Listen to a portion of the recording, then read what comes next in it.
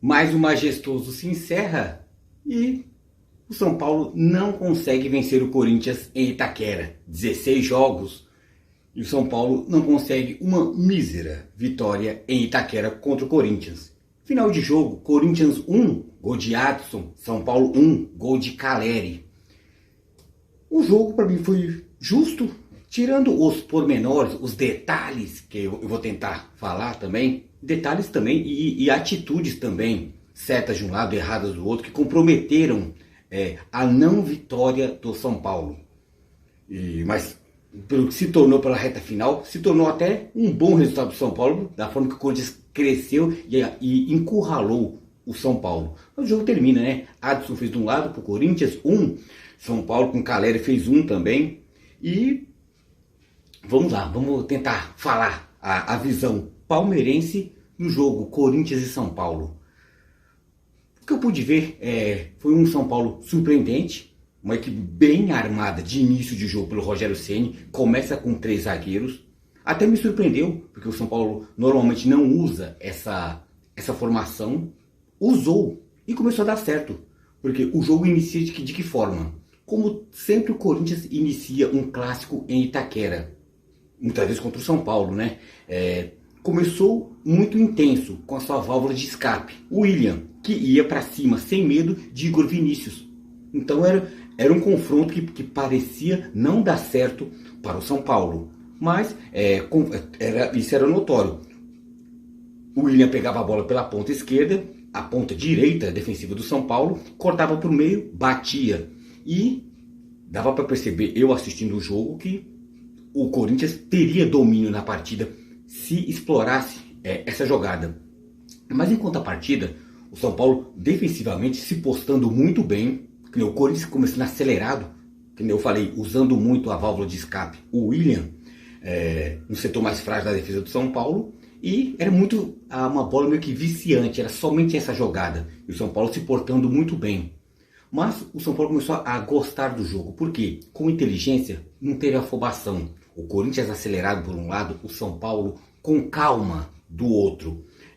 O São Paulo começou a tocar muito bola. Quando o São Paulo tinha bolas para o ataque, o São Paulo, de forma alguma, queria acelerar as suas ações. Era lateral, escanteio, até o Reinaldo com muita calma, sinalizando para os jogadores para terem calma, que está tudo dentro de um plano, né? Cruzava a bola na área, o São Paulo começou normalmente e gradativamente a dominar a partida. As jogadas do William, que eram somente essas, não fez efeito. Começaram a não fazer mais efeito. E o São Paulo começou a crescer. Muitas vezes bolas esticadas por Caleri, bolas com o Reinaldo, que sim, foi uma grande sacada e uma grande tacada do Rogério, colocar sim. E eu falo, com esse esquema do São Paulo com 3 zagueiros e jogo grande em clássico, contra um Flamengo, contra um Palmeiras, contra um Corinthians, é importante você ter um Reinaldo, que ele é a válvula de escape para o São Paulo poder atacar. Tanto que quando no intervalo o Reinaldo sai, o São Paulo morre, porque ficou somente ligação direta. E isso começou a saturar muito o Caleri. Então começou a ficar meio que manjada a bola nele. Com o Reinaldo não, ele fazia muitas inversões. Então o São Paulo começou a ficar previsível. Mas antes disso, no meio, e antes de sair o gol do São Paulo com o Caleri, o São Paulo começou a dominar, começou a ter volume, começou a ficar nítido. O gol do São Paulo vai sair. O São Paulo começou a martelar e o gol sai antes do intervalo. Então, tanto que depois do gol ainda teve chance para quase mais um gol também. E antes disso, antes do gol do São Paulo, já estava muito maduro, já era para estar uns 2 ou 3, por quê? Cássio, mais uma vez, eu que digo, é o maior goleiro da história do Corinthians, fácil. O corintiano hoje presencia o maior goleiro de sua história atuando, está vivendo a história no presente. Então, o passado, o presente e o futuro está presente em campo. E o Cássio, em jogo grande, ele tem as falhas dele sim, mas ele não pipoca. Ele é um jogador que ele chama, muitas vezes pela falta de pegada e de futebol da sua zaga postada na frente dele, ele aparece muito. E ele não compromete. Falha sim, tem deficiências com bola no pé, muitas vezes na saída do gol, mas debaixo dos 3 paus, ele é muito bom. Tanto que ele foi o protagonista pelo lado do Corinthians.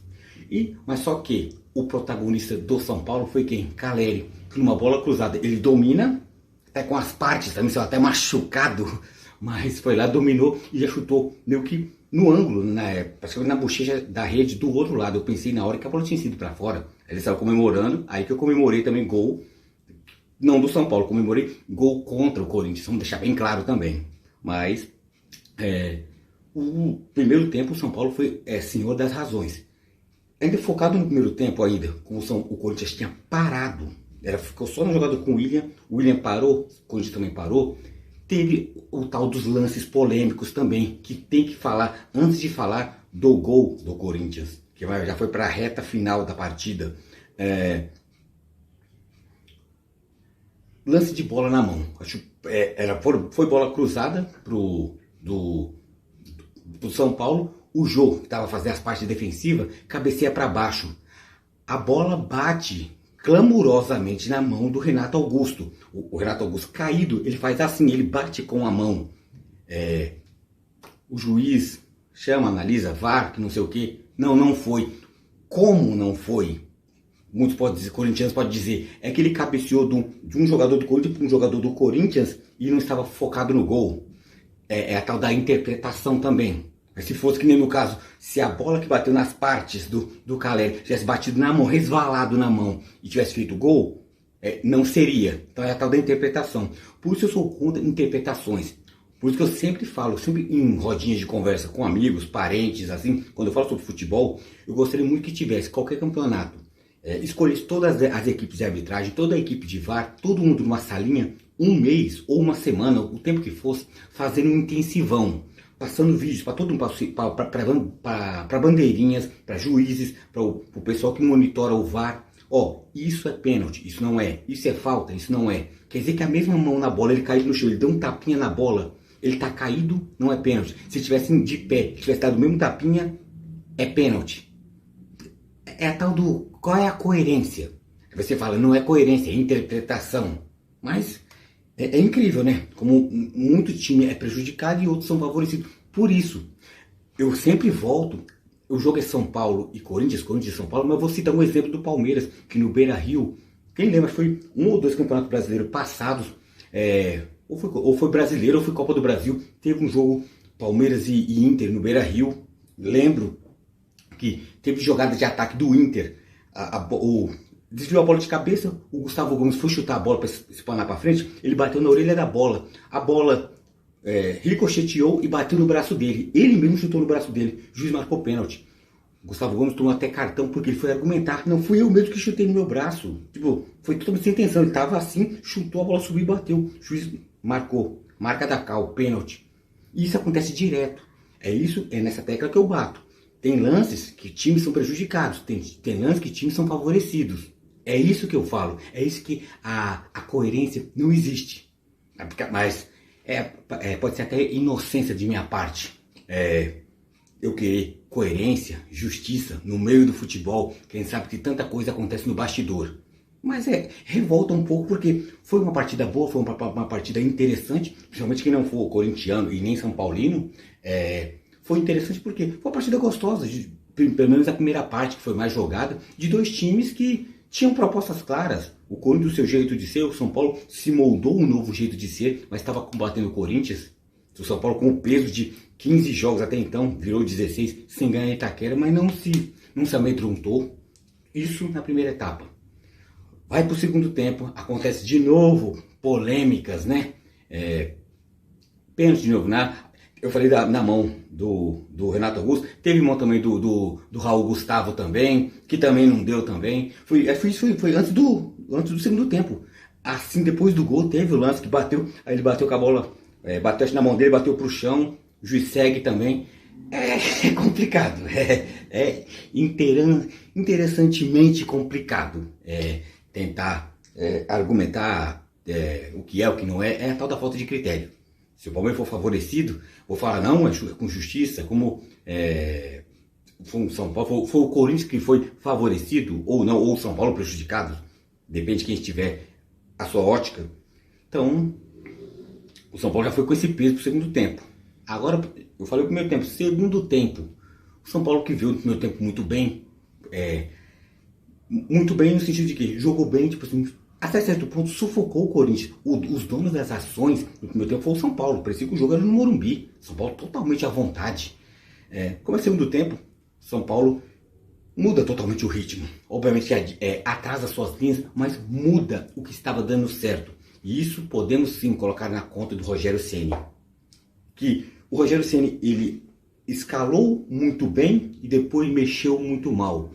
Vitor Pereira escalou muito mal e mexeu muito bem.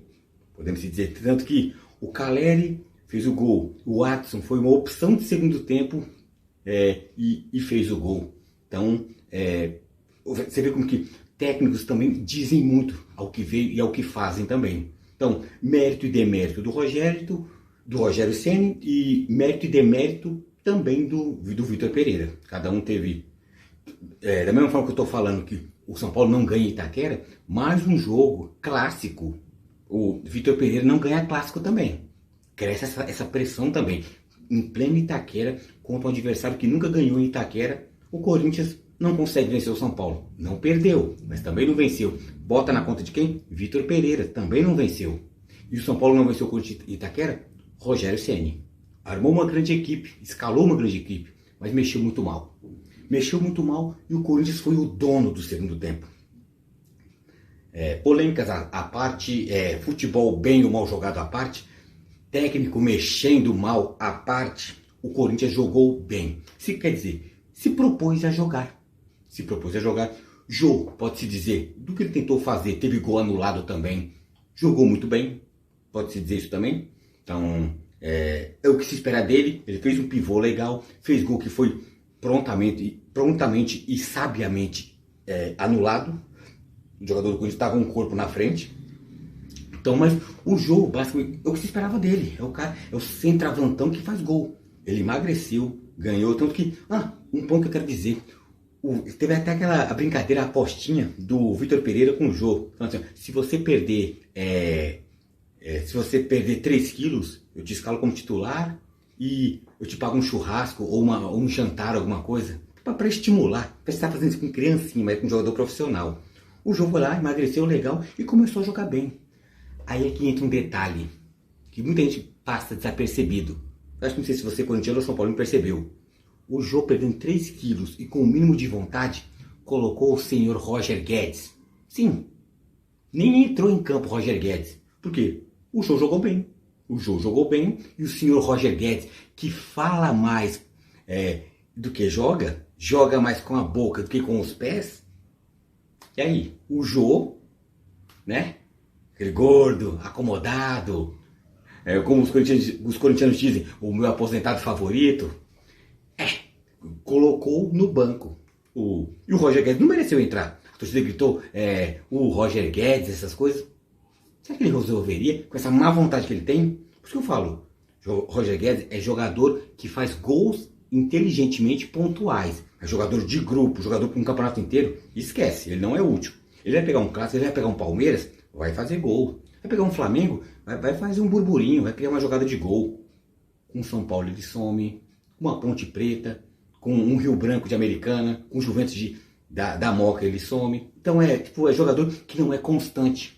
Um William, ele é bom constante. Um Renato Augusto, um Cássio então nem se fala, né? Mas Roger Guedes, corintiano, você que zoou o palmeirense lá, demos um chapéu, jogou no Palmeiras, agora faz gol no Palmeiras, contra o Palmeiras.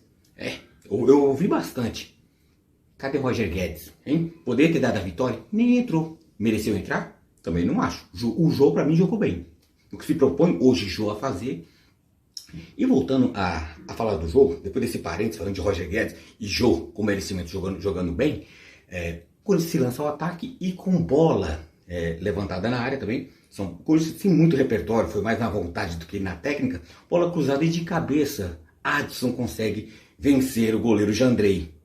Sim, aí é nesse momento que começou o sufocamento, aí que o São Paulo entrou em parafuso, que eu pensei, vai vir a virada. E começou. Aí começou o mini massacre, porque tinha pouco tempo para isso. A partida começou a ficar mais pegada, mais faltinha. O juiz começou a picar mais o jogo, marcando pequenas faltas para tentar não perder o controle da partida, e o Corinthians começou a empurrar o São Paulo contra a parede após o gol. E, por falta de competência do Corinthians também, não conseguiu a virada. Se tivesse um pouco mais de calma, um pouco mais de bola, ou de um Roger Guedes competente, e não acomodado que perde vaga para um jogo, o Corinthians poderia ter virado, mas não virou. Nisso que eu cito: mérito e demérito do Rogério Ceni, mérito e demérito de Vitor Pereira. Um escalou bem, mexeu mal. O outro escalou mal, mexeu bem. Mas ficou 1-1. E de tudo isso, na visão do palmeirense, quem agradece? O Palmeiras. Que ao final de Corinthians 1, São Paulo 1, Corinthians ainda continua líder com 14 pontos. São Paulo é o terceiro com 12. Por que o São Paulo é o terceiro com 12? Porque tem alguém com 12 em segundo lugar. Quem? O Palmeiras. Sim, o Palmeiras que todo mundo fala é time de Copas, é de Copa do Brasil e Libertadores. Não vai ganhar brasileiro. Talvez não ganhe, mas está lá em segundo. Chegamos. Tipo assim, o Palmeiras chegou de mansinho atrás do Corinthians e fez assim, ó. Deu um toquinho no ombro aqui, ó. Ó, olha para trás, olha quem tá. Então, no segundo turno, o jogo vai ser provavelmente em Itaquera. Vai ser mando do Corinthians. Então será em Itaquera. Se nada acontecer, nenhuma adversidade, uma coisa inesperada, mas será em Itaquera. O Palmeiras tem um histórico legal em Itaquera. Então, diferenças de 2 pontos, o Palmeiras tem um confronto direto, pode tirar. Então o Palmeiras está vivo. Então, o melhor placar possível. Eu, palmeirense, torci. O meu palpite eu falei 1-0 entre familiares e amigos. Eu falei 1-0 São Paulo, gol do Caleri.